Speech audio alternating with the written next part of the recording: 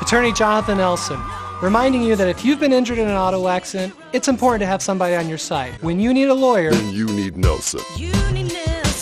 After the U.S. Secret Service's attempted assassination press conference, many are left even more perplexed at the lack of transparency when it comes to how the firearm actually made it to the roof that day in PA.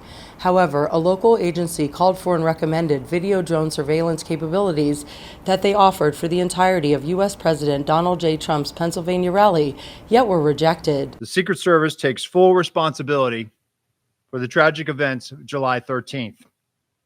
This was a mission failure. The sole responsibility of our agency is to make sure our protectees are never put in danger.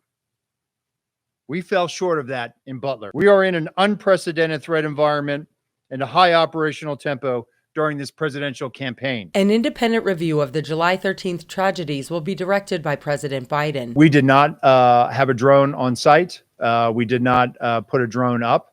Based on the information I have right now, I am aware that there was a request from a local agency to offer to fly a drone on that day. Just how the rifle was transported to the roof remains unknown. Seeing how close that site was to the stage, seeing where it was, it definitely raised a lot of questions in my mind that there should have been physical presence, if not on the roof, that there should have been better security to prevent anyone from getting up on that roof. I know there's been a lot of talk. Should we or shouldn't we? Should we do this? Should we be in DHS? The bottom line is this. If you want the Secret Service to continue to be the Secret Service and be effective at what it does, it needs to be doing investigations, and it probably needs to be in the Department of Homeland Security until Congress or others have an opportunity to weigh in.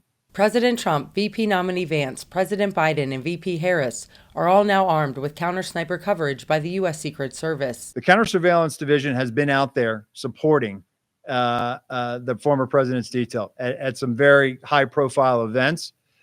They continue to provide that support, and they're out there providing support right now. We are rising to meet this moment, and we are certainly, as we go into the Democratic National Convention, as we await picking up another candidate with the eventual naming of a vice presidential nominee from the Democratic side, we are going to staff that, and we're going to make sure that we have all the resources and assets necessary to provide that level of protection. In the famous words of U.S. President Ronald Reagan, trust but verify. For News 25 Las Vegas, I'm Maria Centers.